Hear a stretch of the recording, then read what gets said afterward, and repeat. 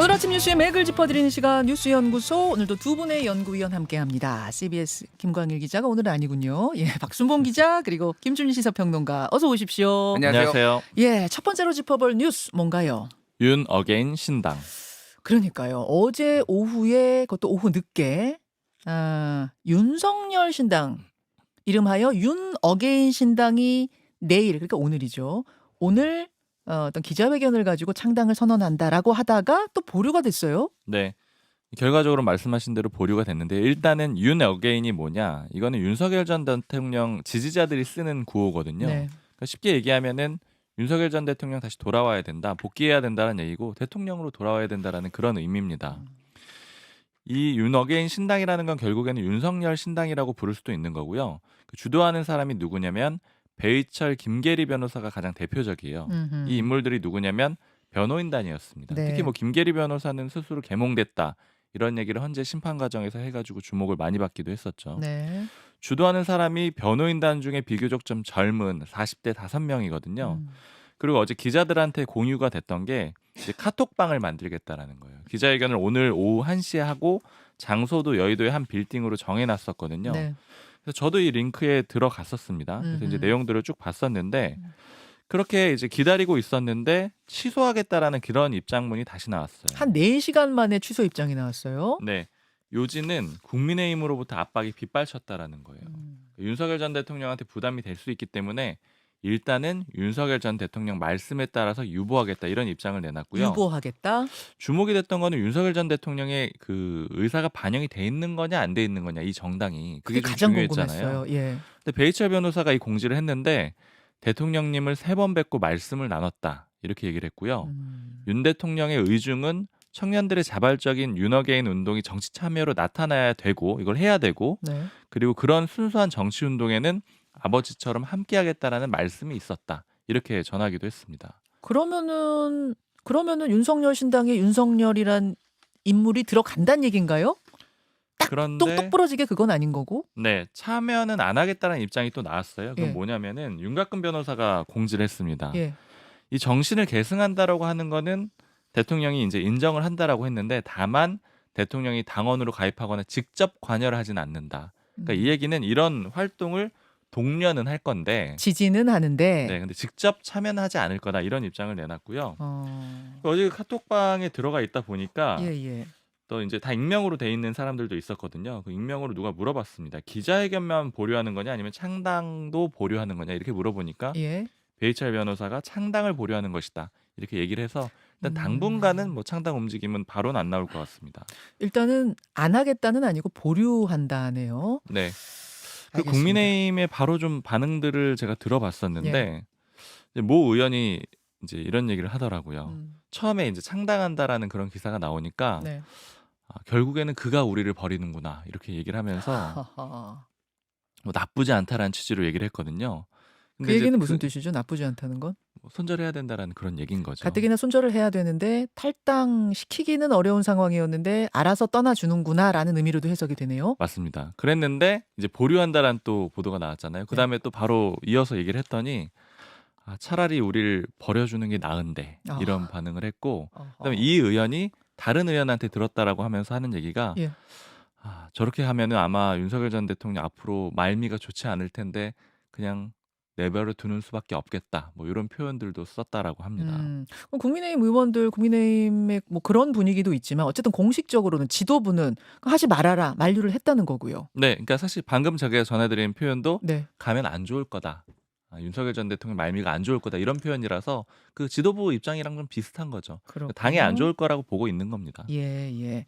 자, 근데 어제가 어떤 날이었냐면 국민의힘 1차 경선 토론의 대진표를 확정하는, 그것도 그냥 확정하는 게 아니라 뭐라고 해야 돼요? 게임을 하는 방식으로 굉장히 이벤트를 하면서 확정하는 그런 날이었잖아요. 네. 그래서 미디어들도 다 주목하고 이런 날 이 신당 창당 보도가 나온 것도 참 시기도 묘합니다. 맞습니다. 사실은 좀 경쟁 관계처럼 보일 수가 있기 때문에 지도부 쪽에서 많이 얘기를 했다라 그래요.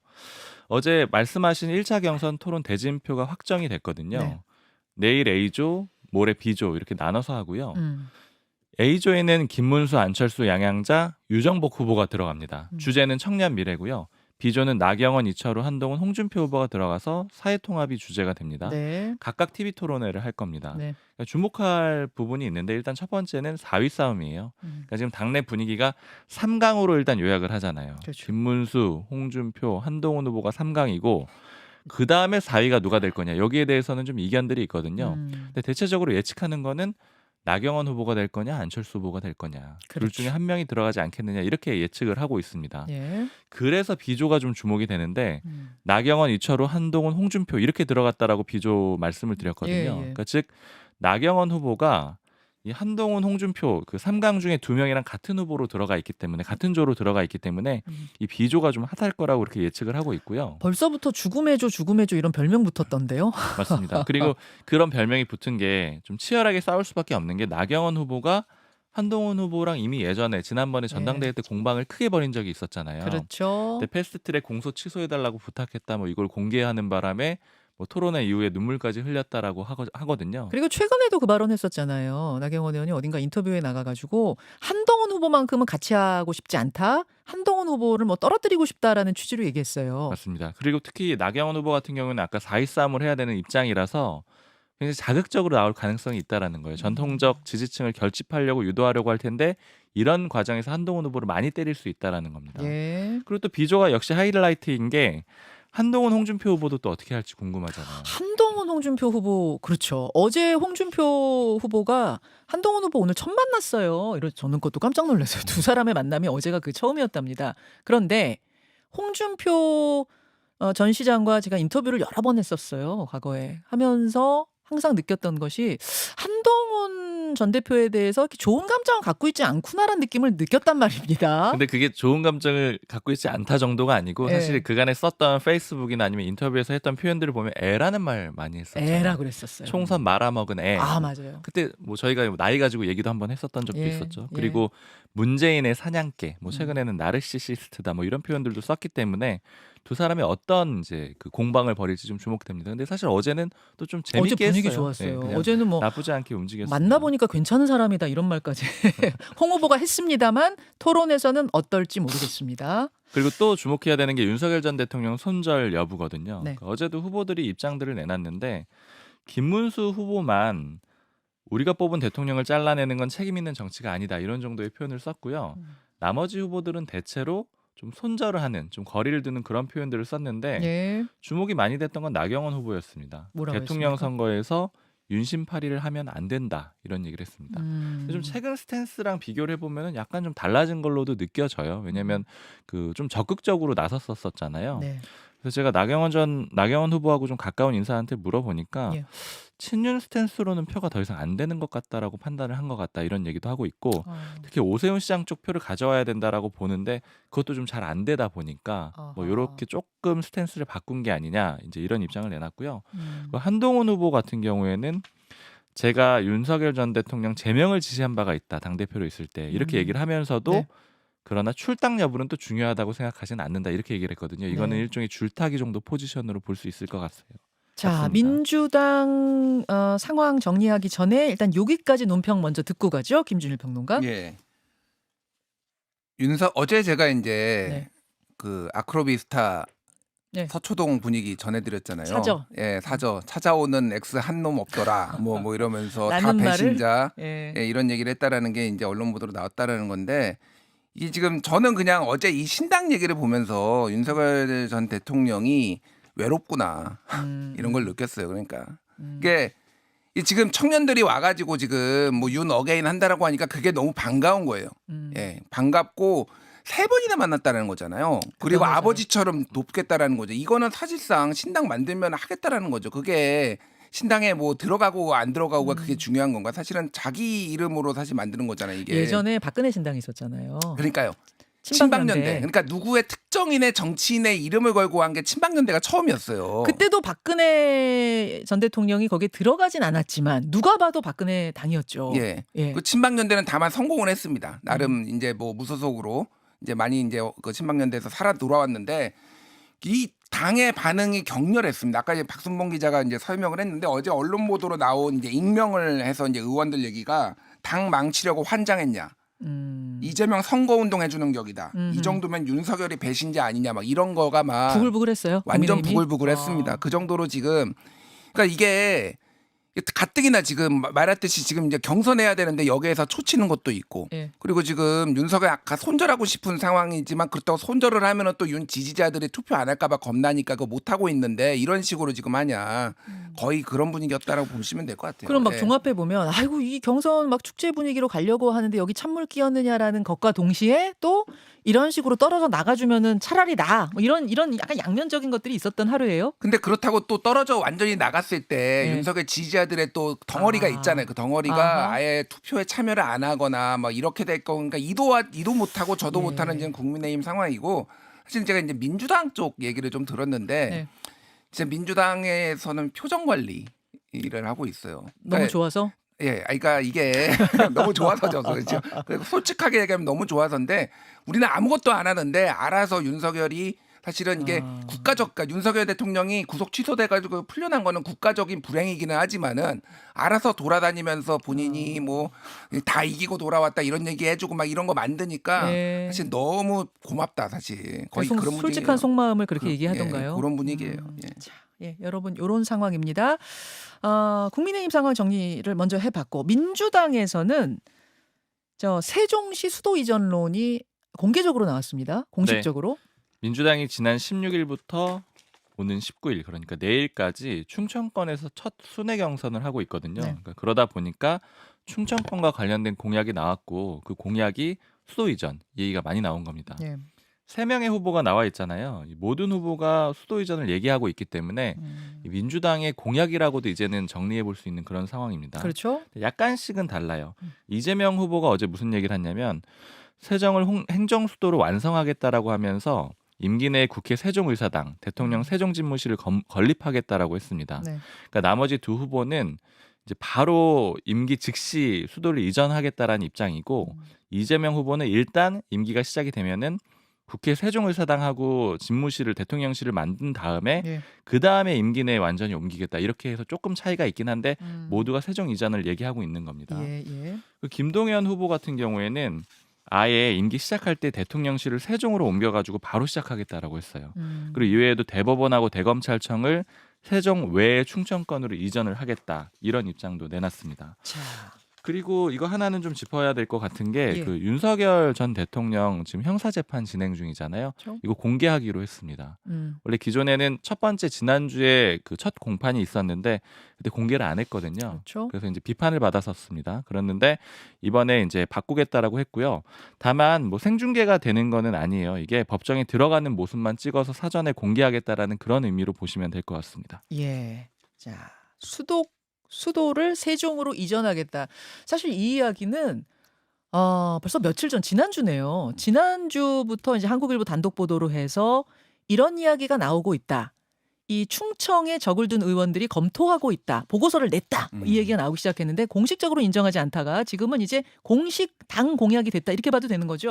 그러니까 이게 근데 좀 워딩을 정확하게 들어야 되는데 예. 뭐냐면은 세종을 행정수도로 완성하겠다. 그리고 국회의 세종의사당, 대통령 세종집무실을 건립하겠다라는 거예요. 예. 그러니까 여기로 그러면 완벽하게 이전하겠다라는 건 아직 스탠스가 좀 모호해요. 아. 예, 그러니까 이거를 완성은 다 짓고 그런 것들 다 아하. 완전 마련해 놓겠다. 그리고 이전하는 거는 조금 상황을 보겠다라는 거거든요. 그러니까 이거는 약간 그 양쪽에다 걸쳤다. 수도권하고 충청의 양쪽에다 걸쳤다라는 느낌이 좀 있어요. 그러니까 그거는 그러니까 완전하게 수도 이전이다 이렇게 말한 건 아니란 말씀이에요. 그렇죠. 그리고 이제 과거에 이제 관수범법으로 인해서도 네. 그 이제 이게 위헌 판단도 있었기 때문에 행정수도로 이전하는 거를 어쨌든 과거의 정책으로서 역대 대선에서 정책으로서 가장 이득을 본 거는 사실 노무현 후보가 했었던 행정수도 이전이었거든요. 그건 실제 표가 확실히 된 게 보였어요. 그러니까 이번에 좀 지난번 대선에서 그리고 그 윤석열 후보한테 충청권에서 밀렸거든요. 이재명 후보가. 그러니까 이거 충청이 어쨌든 여기가 격전지다. 항상 승부처다. 그렇죠. 예. 항상 충청 민심을 잡는 쪽이 이겼던 거. 요것도 그러니까 지금 민주당의 머릿속에 있는 거죠. 그렇죠. 충청 표심에 대한 거. 바로 수도 이전하고 집무실 세종에서 시작하겠다 이건 아니고 일단은 그럼 용산으로 들어갔다가 임기 중에 세종에 집무실 짓고 옮기겠다 이런 계획인 겁니까? 그러겠죠. 지금 그렇다고 뭐 용산이 아니라 다른 데로 들어갈 수도 없는 상황이니 용산으로 들어갈 수밖에 없는 상황인 것 같긴 합니다. 알겠습니다. 다음 이슈 넘어가죠. 헌재법 강공. 헌재법 개정안이 국회를 통과했어요. 네, 어떤 내용이냐면요. 대통령 권한대행이 대통령 몫의 헌법재판관을 지명할 수 없다. 이런 내용입니다. 권한대행은 대통령 몫의 재판관을 지명 못해 이렇게 요약해 볼 수 있어요. 이게 지금 헌법재판관은 원래 333이잖아요. 네. 국회, 대법원장, 대통령인데 지금 최근에 한덕수 권한대행이 이완규 법제처장이랑 함상훈 부장판사를 지명을 했잖아요. 예, 그러니까 예. 이거를 저격한 법안이다 이렇게 이해하시면 되고요. 또 이외에도 어떤 내용들이 담겨 있냐면 만약에 국회나 대법원장 몫의 그 헌법재판관을 이제 그 넘겼으면은 7일 이내에 대통령이 임명을 해야 되고 만약에 7일 넘겨버리면 자동으로 임명된다. 그러니까 즉 일주일 지나면 자동 임명된다. 이런 내용도 포함을 했습니다. 예. 뭐 이외에도 임기가 만료됐는데 후임자 없으면은 직무 계속해야 된다. 이런 내용까지 포함된 법안이 통과가 됐습니다. 근데 다만 뭐 정부에서는 거부권 행사할 가능성이 굉장히 높습니다. 네. 그런가 하면 쌍특검법이 다시 폐기됐어요. 네. 지금 한덕수 권한대행이 거부권 행사한 다음에 다시 돌아왔는데 어제 국회 재표결에서 부결이 됐습니다. 그 쌍특검법이 내란특검법하고 명태균 특검법이거든요. 예. 다 지금 반대가 뭐 102명, 98명 이런 식으로 나와서 그 108명 중에 일부만 이탈하면서 뭐 찬성까지는 이뤄지지 않은, 그러니까 통과까지는 이뤄지지 않은 그런 상황이고요. 국민의힘이 비교적 잘 방어를 하고 있는데 분위기를 물어보니까 뭐 지도부 관계자가 하는 얘기가 이건 윤석열 전 대통령을 지키겠다라는 게 아니고 이 특검이 통과가 되면은 그 민주당이 이걸 통해서 공격을 할 거니까 즉 뭐 후보들 불려가고 이래서 대선도 제대로 못 치를 테니까 방어하는 것이다. 그래서 지금 윤석열 전 대통령 손절론은 계속 이어지고 있는 그런 상황입니다. 알겠습니다. 김준일 평론가. 예. 예. 그러니까 이게 헌재 개정안 같은 경우에는 또 이제 뭐 한덕수 총리가 거부권 행사할 수 있습니다. 그럼에도 불구하고 이렇게 얘기를 한 거는 지난번에 가처분 신청이 인용이 되면서 좀 전체적으로 분위기가 좋다. 이거를 해봐도 괜찮겠다라는 민주당의 이제 판단이 있었던 거고요. 여론조사 하나 소개시켜드릴게요. 엠브레인 퍼블릭, K스텔 리서치, 코리아 리서치, 한국 리서치가 지난 14일에서 16일 만 18세 이상 1,001명을 대상으로 이제 전화 면접 조사한 건데요. 전국 지표 조사라고 이제 보통 하죠. 이거 매주 하는 거거든요. 예. 한덕수 권한대행에 대한 출마에 대해서 바람직하냐 바람직하지 않냐 물어봤는데 바람직하지 않다가 66%, 바람직하다가 24로 이게 압도적으로 바람직하지 않다라고 했고 특히 중도층에서는 73%가 바람직하지 않다라고 얘기를 했어요. 이게 그러니까 지금 여러 가지 흐름이 있었는데 특히 이제 헌재 가처분 인용 이것도 조금 많이 영향을 준 거 아니냐 한덕수 대행의 이런 지금 상황에 대해서 네. 그런 거를 좀 볼 수가 있는 것 같습니다. 그래요. 네. 한덕수 대행 출마론 혹은 차출론 이 향방은 어디로 갈 것인지 이것도 좀 지켜볼 부분입니다. 오늘 방송에서 소개할 모든 여론조사의 자세한 사항은 중앙선거 여론조사 심의위원회 홈페이지를 참조하면 되신다는 거 말씀을 드리면서 세 번째 포인트 짧게 가죠. 기준금리 동결. 어제 한은이 기준금리를 2.75%에서 동결하기로 결정했습니다. 네, 큰 흐름은 원래 내리는 흐름이었거든요. 예. 근데 유지를 했다라는데 그 초점이 있는 거고요. 왜 유지를 했느냐라면은 지금 미국과의 금리 차가 굉장히 큽니다. 미국이 기준금리가 4.25에서 4.5%거든요. 최대 금리 차가 이미 1.75%포인트인데 이걸 더 벌리기는 좀 어렵다라고 본 겁니다. 왜냐하면 이게 벌어질수록 원화 가치가 약하다라는 의미가 되고 환율 불안이 좀 커지거든요. 예. 그리고 두 번째로 지금 서울 부동산 가격 급등했거든요. 그리고 또 가계부채도 늘어났습니다. 그러다 보니까 금리 낮춰주면은 가계부채 대출 더 받을 수 있다라는 우려 때문에 일단은 동결한 그런 상태고요. 어제 국회 기재위 쪽 인사한테 들어보니까 예. 지금 핵심이 경기가 이 정도로 안 좋은 상황인데 기준금리를 낮출 수가 없다라는 거다. 즉 완전히 경제가 진퇴양난이다 이런 진단을 내리기도 했습니다. 여기까지 두 분과 인사 나누죠. 고맙습니다. 감사합니다. 김현정의 뉴스쇼는 시청자 여러분의 참여를 기다립니다. 구독과 좋아요, 댓글 잊지 않으셨죠? 알림 설정을 해두시면 평일 아침 7시 10분 실시간 라이브도 참여하실 수 있습니다.